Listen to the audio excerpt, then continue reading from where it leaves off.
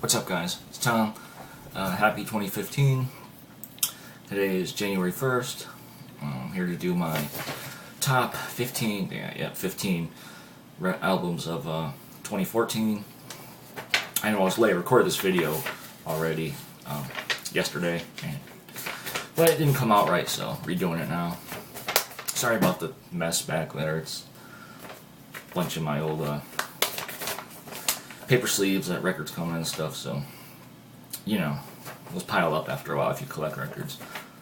So let's just get into it.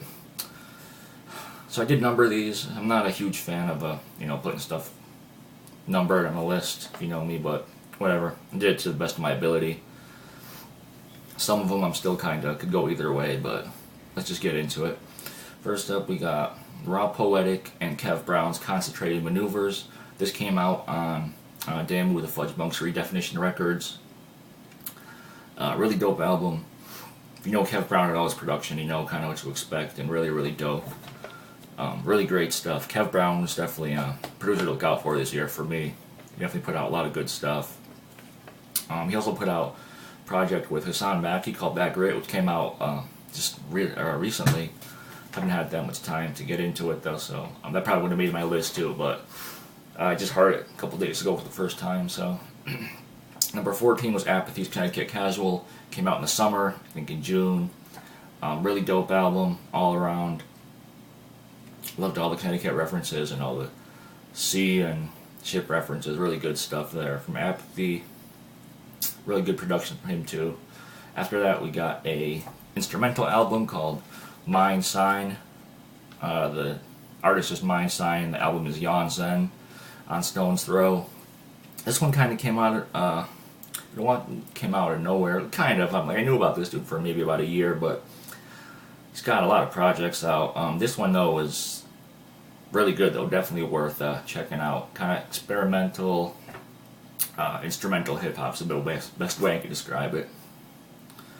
After that, we got Hail Mary Malon's Best Jerry. You know I've talked about this one if you watch my channel. Really love it. It probably would have been higher on my list if it came out earlier, but Aesop Rock and Rob Sonic, can't go wrong there. After that, Freddie Gibbs and Madlib Pinata. Yeah, I love Madlib's production, and I was never a big fan of Freddie Gibbs, but he just sounded so damn good over these Madlib beats. Great album. After that, Cunnilingus, Strange Journey Volume 3. Cunnilingus never really disappoint. Production's always on point. This was more kind of like a mixtape project. In their Strange Journey series, they're all just kind of like mixtape set of albums, but still really good. After that, I had String Theory, self-titled. If you're not familiar with them, String Theory is BBC Darney and Hex One. They came together to make this project.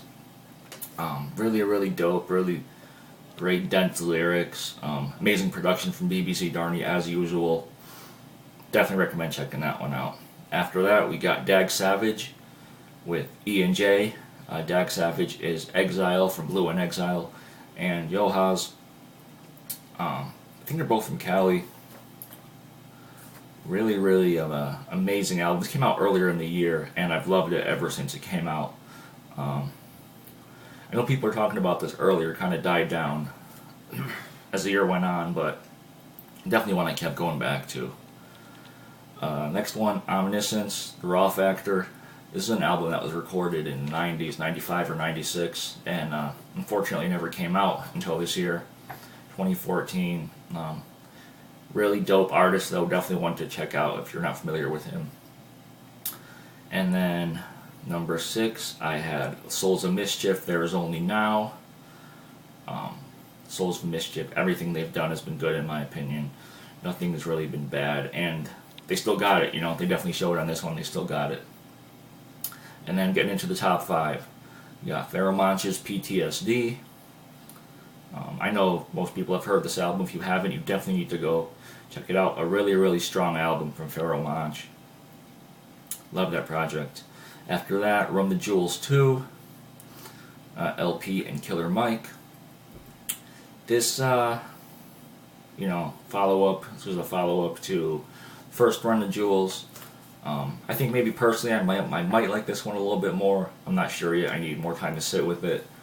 But definitely, once again, LP doing an awesome job on the beats, and they both excellent rappers. So top three, we got Atmosphere Southsiders at number 3.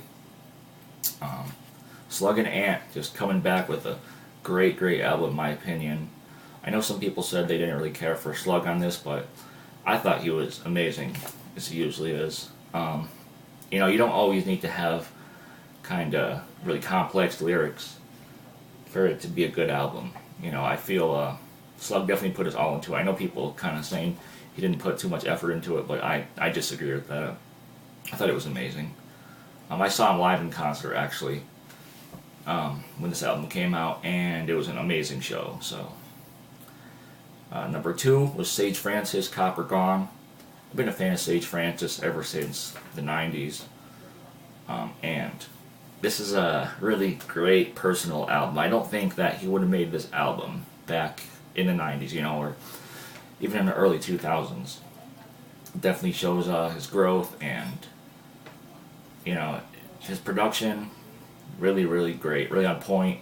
When I first heard this, as soon as the first track came on, I'm like, what the fuck is this? I did not like it at all. But the rest of the album was amazing. It was just that first track. I did not like the beat on that at all.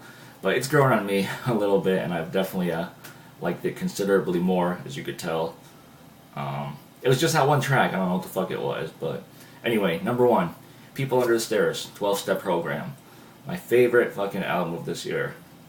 One of the most consistent groups by far ever, I would say, in hip-hop. People Under the Stairs. Every project they put out is solid. That's one and Double K. Never disappoint on the rhymes, on their production. And this one's no different. It's funny. It's got great storytelling, great lyrics, amazing beats. You can't go wrong with this. Yeah, so that's it. I'm not going to talk about that one too much. You guys can go check it out. I definitely recommend checking any of those out. There are a few honorable mentions I could talk about. The Dilated Peoples Project, Directors of Photography was really good. Bumped that a lot this year. DITC Remix Project was dope. Lord Finesse's Instrumental, the 1200 Project, Reawakening, really good. Sadistic had a project out, Ultraviolet, definitely worth mentioning. Diamond District's March on Washington, Step Brothers, Paul Brown and Raz Kaz. A lot of good hip-hop came out this year, in my opinion. A lot of great stuff. And that's just not to mention, that's only the stuff came out this year, not to mention all the stuff that was reissued and re-released, all the EPs, all the Dope Folk stuff, Chop Herring, Heavy Jewels, all those releases. So that's it. Thank you very much for watching my top 15. Hope everyone has a great new year, and I'll be back soon with another update. Alright, peace.